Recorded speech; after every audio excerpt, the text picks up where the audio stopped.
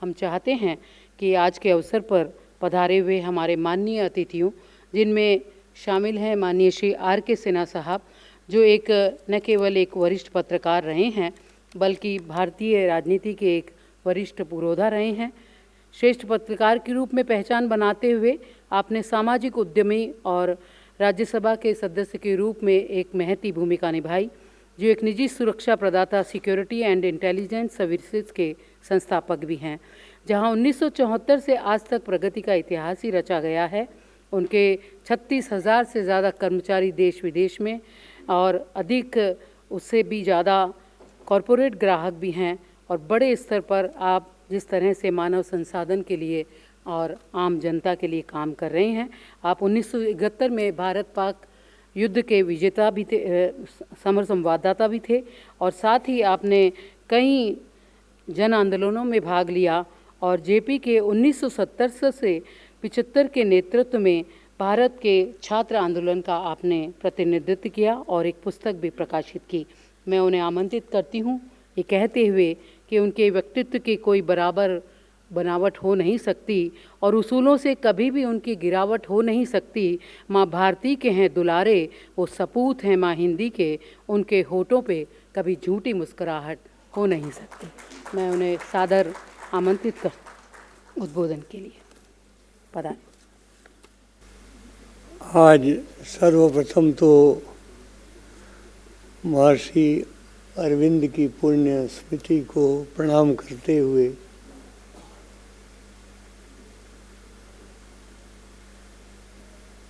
मंच पर विराजमान हमारे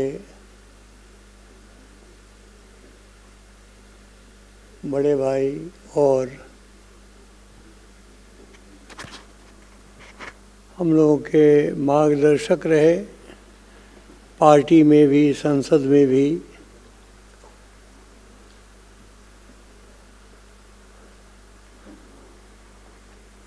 माननीय अटल बिहारी वाजपेयी जी की प्रथम कैबिनेट में कैबिनेट मंत्री के रूप में काम भी किया और हिंदी और संस्कृत के लिए बहुत काम किया इन्होंने। वो इनका मुख्य है। संस्कृत और हिंदी का जो प्रेम है इनका और जो इनका काम है, ऐसे डॉक्टर सत्यनारायण जटिया जी को प्रणाम करता हूँ। हमारे दूसरे बड़े भाई यहाँ केसी त्यागी जी बैठे हुए हैं, इनका भी बड़ा मार्गदर्शन राजनीति में और संसद में रहा और हम दोनों बहुत अच्छे मित्रतापूर्ण व्यवहार भी रखते हैं, मिलते जुलते भी रहते हैं। माननीय जांगड़ा जी, पहली बार मैं आज इनके दर्शन कर रहा हूँ, लेकिन हरियाणा के लोगों से जानकारी मिलती रहती है कई बार और बहुत अच्छा लगा कि आज इनके दर्शन हुए।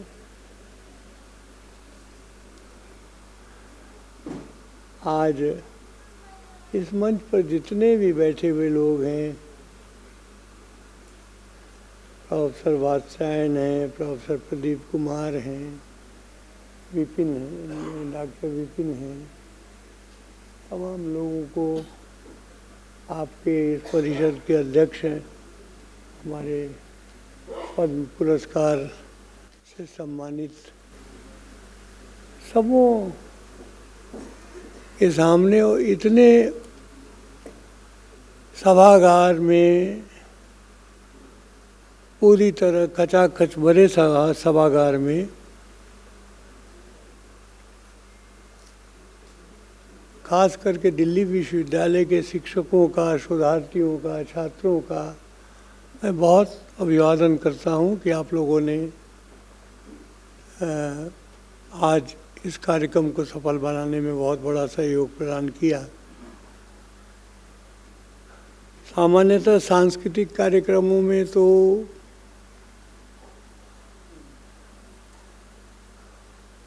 भीड़ हो जाती है, लोग पहुंच जाते हैं समय से।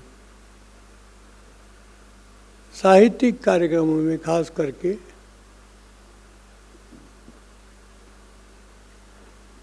कुछ रुचि की कमी होने लगी है, जो थोड़ी चिंता का विषय भी है। और मैंने भोपाल के विश्व हिंदी सम्मेलन में इस बात की चर्चा भी की थी, अपने सत्र में बताया भी था।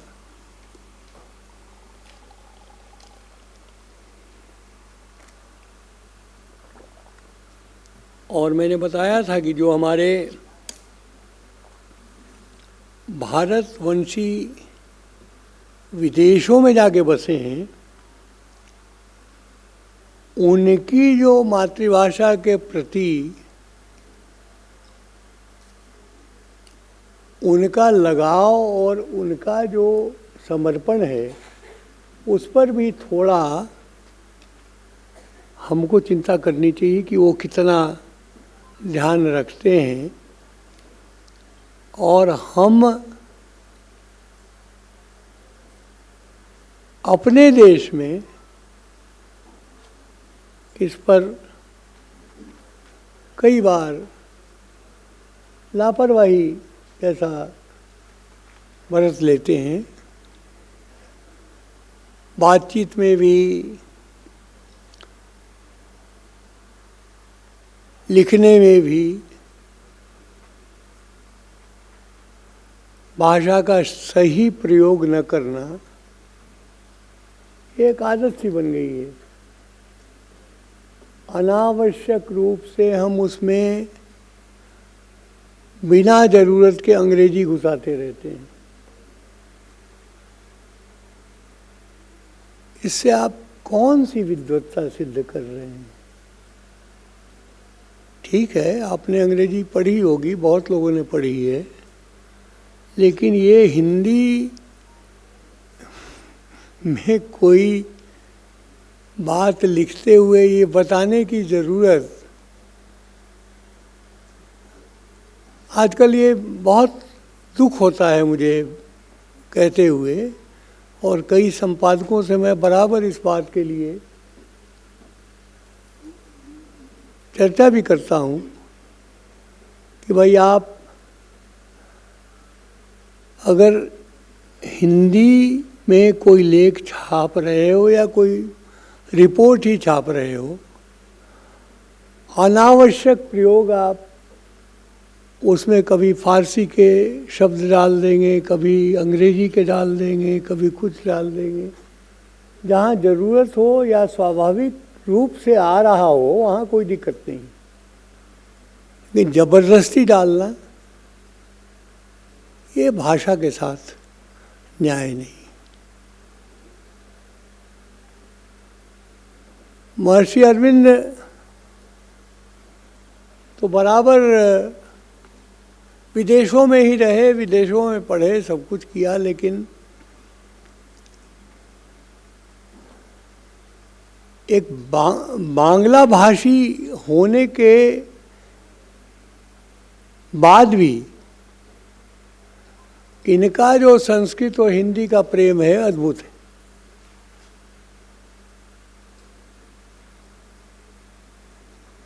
और इनके कुछ अंग्रेजी के पद्यों का अनुवाद जब करने की बात आई तो पद्म भूषण गोपाल दास नीरज जी ने किया, कुछ पद्यों का बहुत बढ़िया अनुवाद किया।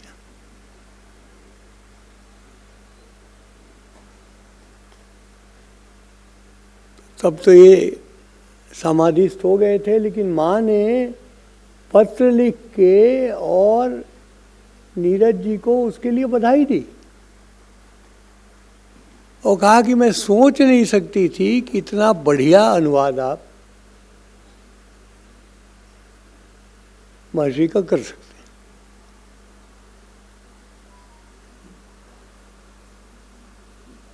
आज जब हम हिंदी की बात कर रहे हैं, अभी बात हुई कि ये हमारी राजभाषा है, लेकिन राष्ट्रभाषा का दर्जा भी मिलना बाकी है। देखिए, राष्ट्रभाषा है, अब कुछ लोगों के मन में अवरोध हैं जहाँ तहाँ, इससे वो एक बहुत ज़्यादा हम दबाव भी डालें इस बात को, या राष्ट्रभाषा मान लीजिए हम घोषित भी कर दें, तो विवाद से बचना चाहिए। मैं आपको ये बताना चाहूँगा कि दक्षिण में मैं प्रवास करता रहता हूँ, और त्यागी जी भी हमसे सहमत होंगे, डटिया जी भी सहमत होंगे, वो भी बहुत प्रवास करते हैं कि दक्षिण भारत के लोगों की हिंदी का वार्तालाप या हिंदी का लेखन वो उत्तर भारतीयों से कहीं बेहतर है, बहुत ही बढ़िया है।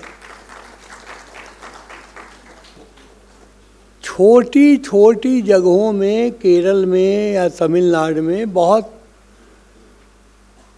ग्रामीण इलाकों में, बहुत ही सामान्य कस्बे जैसे जगहों में भी लोग मिलते हैं, लेकिन जहाँ पर भाषा की बात आप उठाएंगे वहाँ उनका विरोध प्रारंभ हो जाता है। लेकिन पूरे विश्व में हिंदी की ग्राह्यता जिस प्रकार से बढ़ रही है,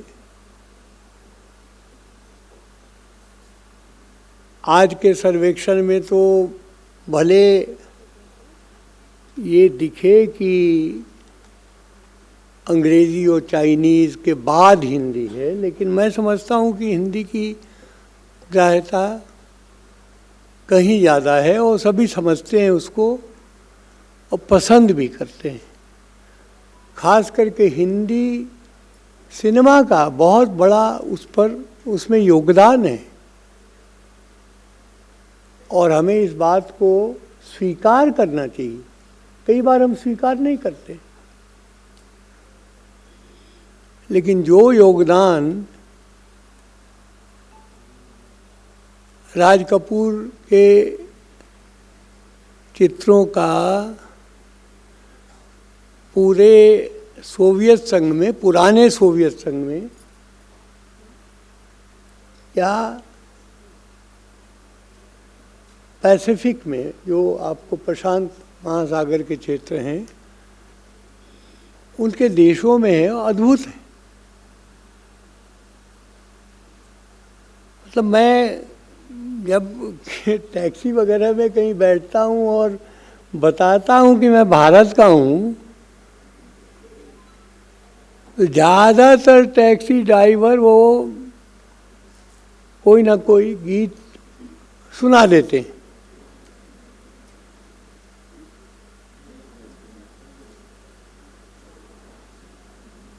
आ जाओ भगवान, ऊपर ही आ जाओ ना सीधे। अरे ऊपर आइए महाराज।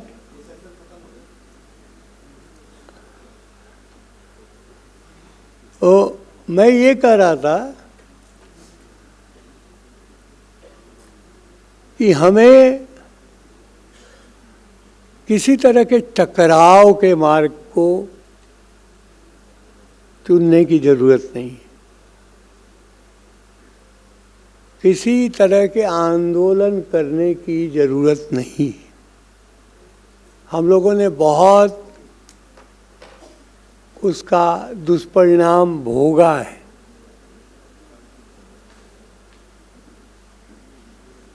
साठ के दशक में, 70 के दशक में जो कुछ भी हुआ, उसको दोहराने की जरूरत नहीं। अपने आप हिंदी की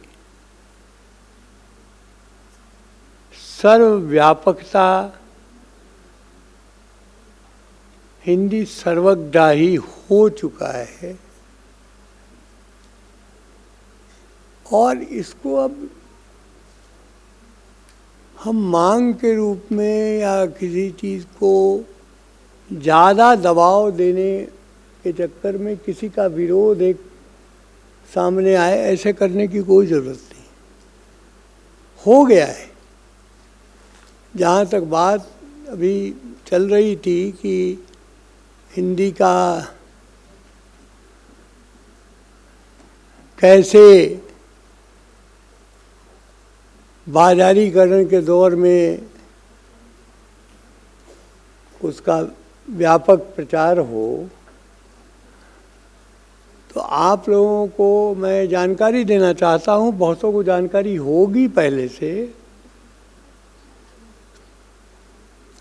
कि विश्व भर के जितने भी बहुराष्ट्रीय कंपनियां हैं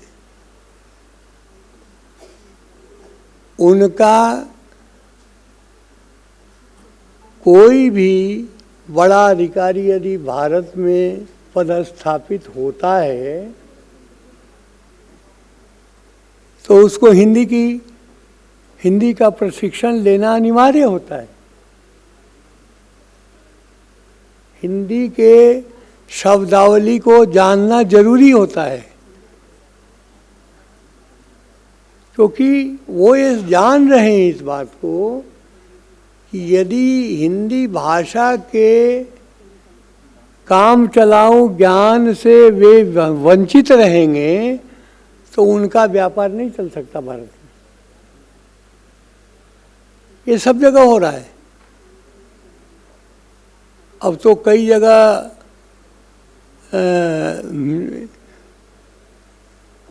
चाइनीज कंपनीज ने भारत में जिनको भेजना था उनके प्रशिक्षण का कार्यक्रम उन्होंने पाकिस्तान में चलाना शुरू किया, लेकिन वो सफल नहीं हुआ, क्योंकि वहाँ वो उनकी जुबान जो है अपने पाकिस्तानी जुबान में जब वो हिंदी सिखाएंगे तो यहाँ आकर उसका प्रयोग करेंगे तो तुरंत पकड़े जाएंगे। तो फिर अब उन लोगों ने भी बंद किया है। कोरियन कंपनीज हैं, जापानीज कंपनीज हैं, सभी के यहाँ प्रशिक्षण के कार्यक्रम चलते हैं। ये कई बार हम लोगों को जानकारी में नहीं रहता है। सभी एम्बेसी में, सभी राजदूतों में, जितने दूतावास हैं आज भारत में भी, प्रत्येक दूतावास में हिंदी के पदाधिकारी हैं, हिंदी प्रशिक्षण का कार्यक्रम है, हिंदी पत्राचार के कार्यक्रम होते हैं, और कोई हिंदी में पत्र आता है तो उसका सही भावानुवाद करके तब उनको पेश किया जाता है। हम तो हमारे यहाँ राजकीय भाषा में शब्दानुवाद ज़्यादा चलता है, शब्दानुवाद सही नहीं है। लेकिन अब जो बहुराष्ट्रीय कंपनियां अपना रही हैं भावानुवाद पे जोर दे रही हैं कि कहने का आशय क्या है इसका ये बताया जाए, शब्द में क्या लिखा है उससे मतलब नहीं। तो मेरा कहना ये है कि हिंदी का भविष्य उज्जवल है। हिंदी के छात्र, हिंदी के शोधकर्ता, हिंदी के शिक्षक, ये सभी अपने को गौरवान्वित महसूस करें और आगे की ओर इस चीज़ को ध्यान रखें और बढ़ें। मैं 3 लोगों का जिक्र करूंगा,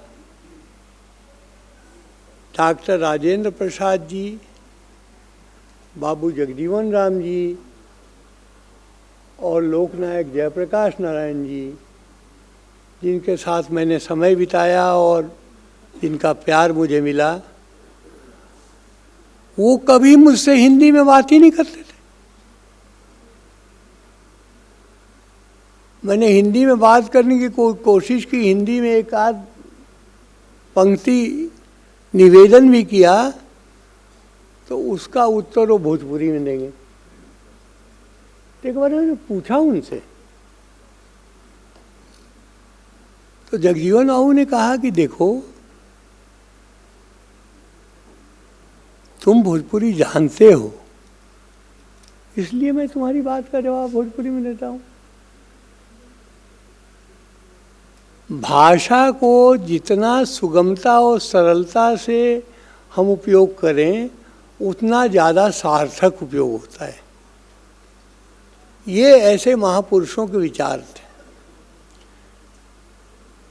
राजेंद्र बाबू ने कभी भी अंग्रेजी मेहमानों के सामने भी अपनी वेशभूषा, अपना भोजन, अपना व्यवहार बदला नहीं। जेपी कभी भी जब कोई ऐसा राजदूत आए उनके पास जो कि हिंदी जानता ही नहीं हो, तब तो अंग्रेजी में बात करते थे। तो हमेशा उनके बातचीत का, व्यवहार का सब राष्ट्रभाषा में होता था। तो हमें उनसे सीखना चाहिए। ये जो कई दोष आ गए हैं नई पीढ़ी में कि हम हिंदी अंग्रेजी मिक्स करके और कॉकटेल भाषा का प्रयोग करते हैं, ये इससे वंचित होना पड़ेगा। इससे परहेज करना बेहतर है। आप जहाँ अंग्रेजी बोलना हो, खूब फर्राटे से बोलिए, लेकिन जब आप अपने देश में हैं, अपने परिवेश में हैं, अपने लोगों के बीच में हैं, अपनी भाषा का प्रयोग करें। उसी में शालीनता है, उसी में आपका गौरव है, और उसी में देश और भाषा की समृद्धि है। बहुत बहुत धन्यवाद। नमस्कार।